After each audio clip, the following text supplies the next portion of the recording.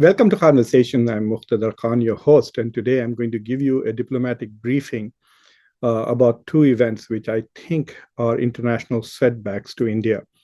I'm clearly upset with both of those, so please bear in mind that this discussion is going to be a little dark in nature because I'm both angry and upset at these two setbacks that Indian diplomacy is experiencing. And I will let you know why I'm upset about both of them shortly. But before that, do subscribe to Khanversations, ring the bell icon, like the video, and do remember to share it with your friends and your social network after you watch this video. So there are two setbacks. One is a major setback and one is a minor setback.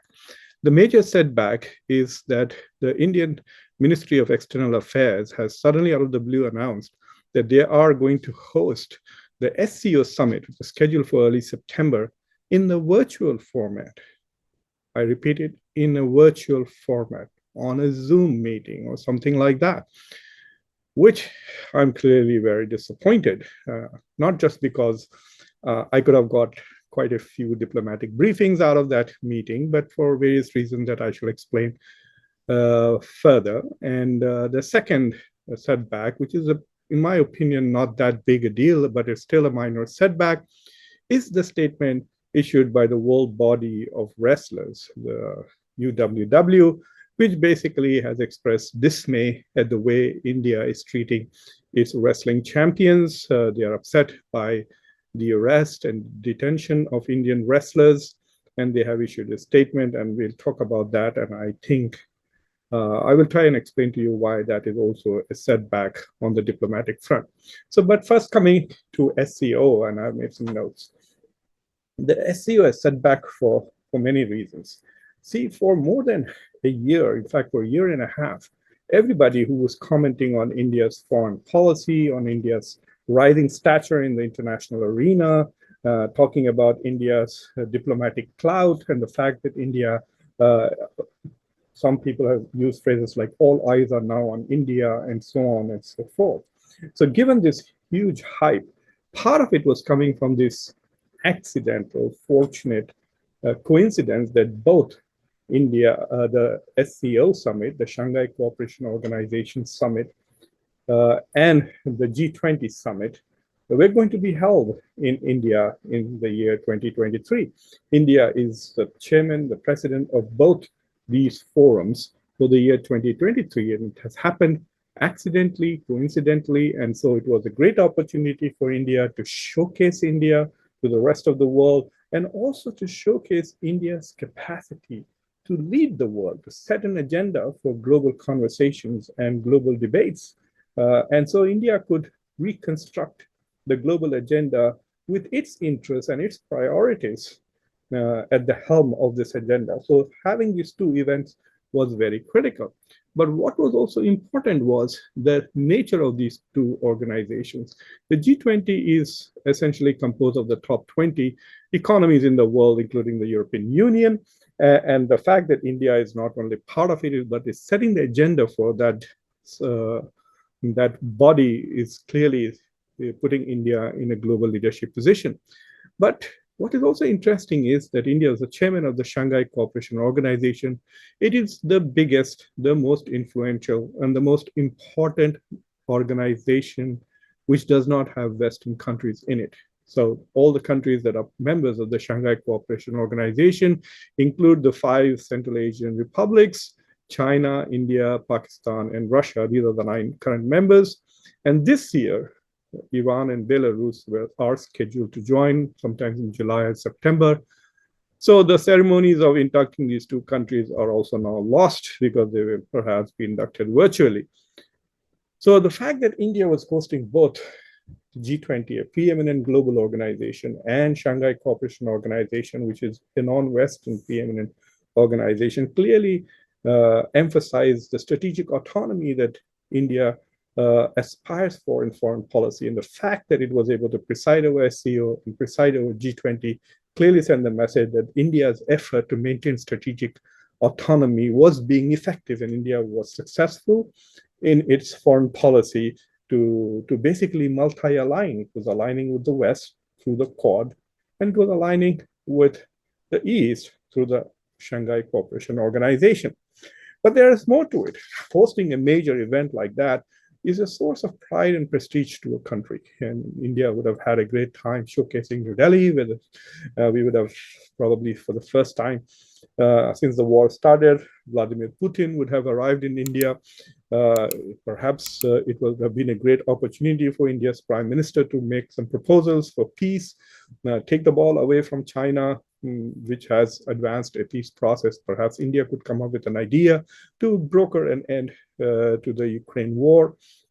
On this great platform. Last time at the SCO summit, Prime Minister Modi told Vladimir Putin that this is not the age of war anymore. And that slogan, that statement, really became an important slogan for the rest of the world to talk about. So India was not only setting the agenda, but was also setting the alternate terms of ways of discussing the Russia-Ukraine war, other than the one that is advanced by the United States and the West. So all that is missed now. There could have been a pomp and show. Also, the fact that so many leaders would have come to India would have been another opportunity for India to signal to the world that India is now one of the major players in the world. But why did India do that? India has not offered any explanation as to why the SCO meeting has suddenly been deemed that it will be held virtually. And there are some speculations going on around. One of the speculations is that India has moved a bit more closer to the United States. The fact that Prime Minister Modi is going to be given a state dinner in the White House later in this month, and he's being felicitated and he's getting all this importance. The Australian Prime Minister calls him and the boss of the world.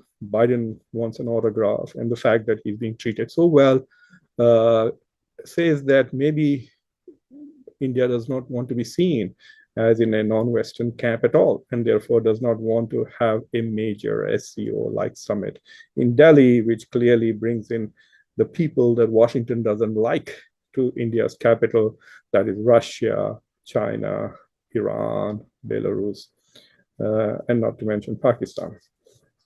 There's also this whole perception that India did not want to have the Chinese President, Mr. Xi Jinping, as well as Pakistani Prime Minister Shehbaz Sharif in Delhi, especially when these two have been so critical of India lately.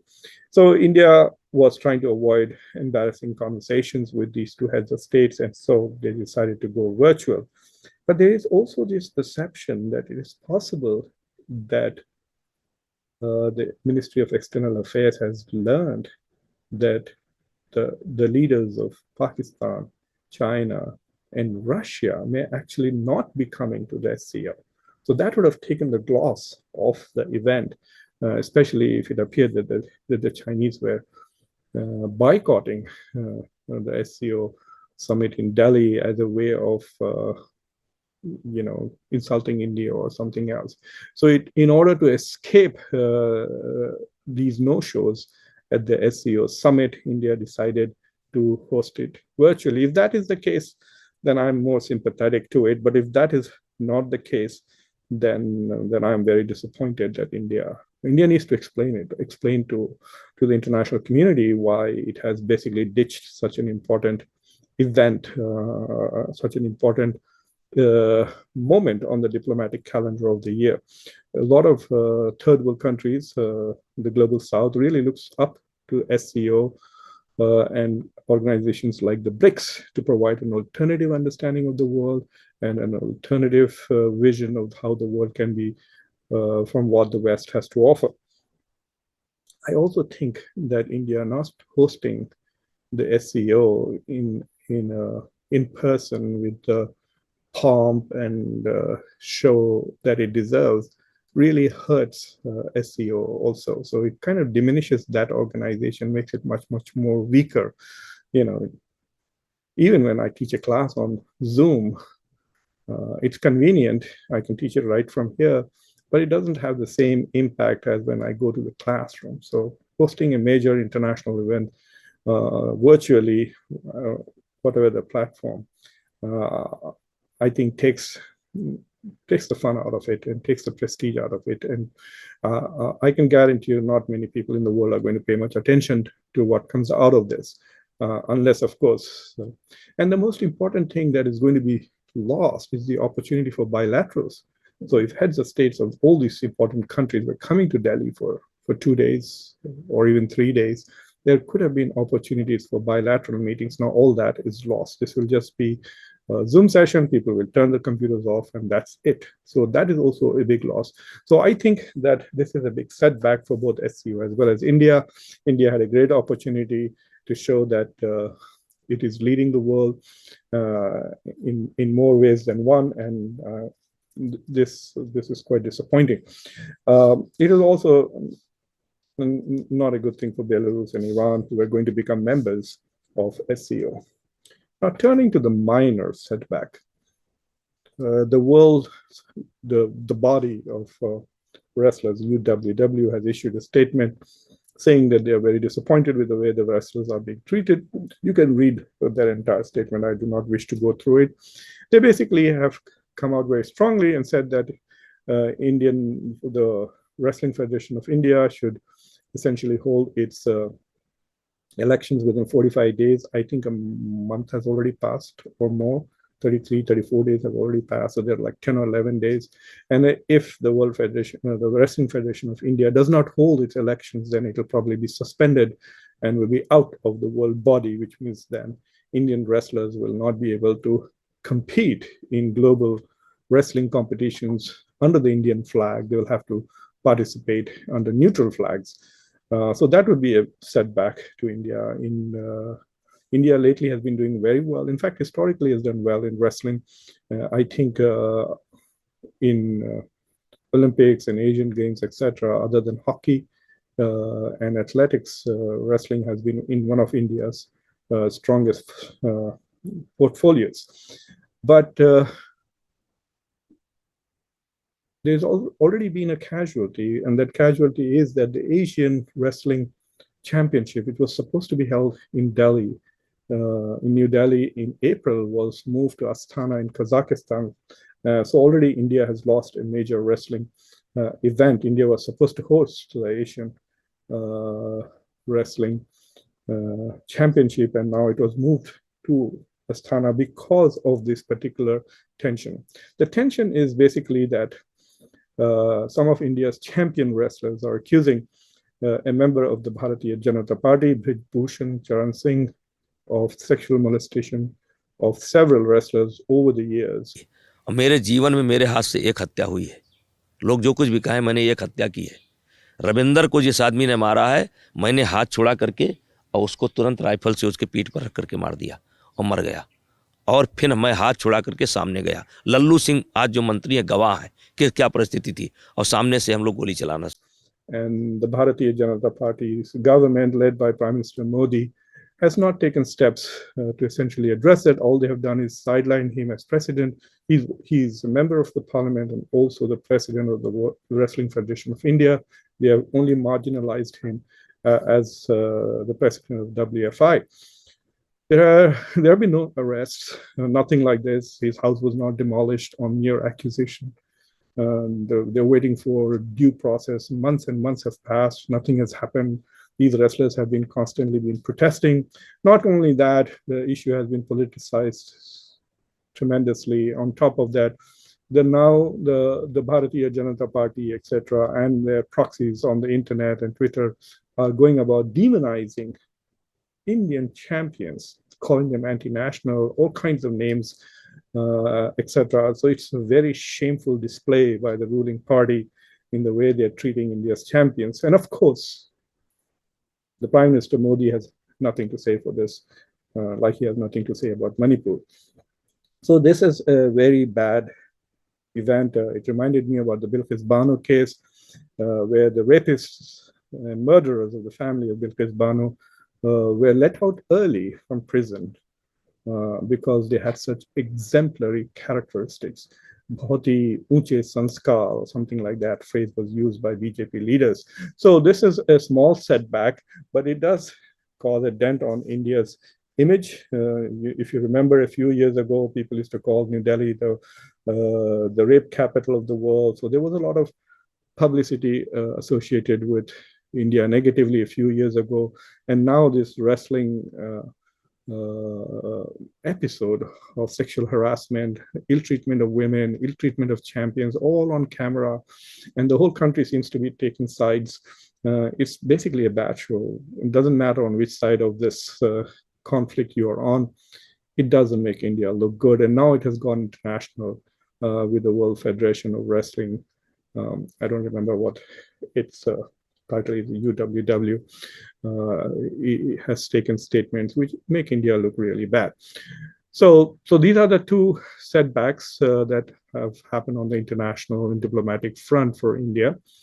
I think that the wrestling issue will become more or less a domestic issue unless the World Federation, Wrestling Federation of India does not hold elections. Then it will cause problems for India in the sporting arena internationally and could hurt India's chances of getting medals in future championships. But the cancellation of the in-person meeting of the SCO and hosting it virtually is a loss. It's a lost opportunity. India could have really gained a lot from it diplomatically. It's not often that India is going to get an opportunity to host both SCO and G20 in the same year. So I think I'm disappointed. I hope you are also disappointed with this. I do hope that at some point, Ministry of External Affairs or Dr. Jaishankar, the Foreign Minister of India, will provide us with an explanation as to why this decision was made. I hope you found this diplomatic briefing useful and interesting. I know it's not something that makes you feel upbeat, but it should provoke thought and discussion and debate. And so do subscribe to Khanversations if you've not already done so. Like the video, press the bell icon, and make sure to share this with all of your friends and in your network. This is Muqtedar Khan.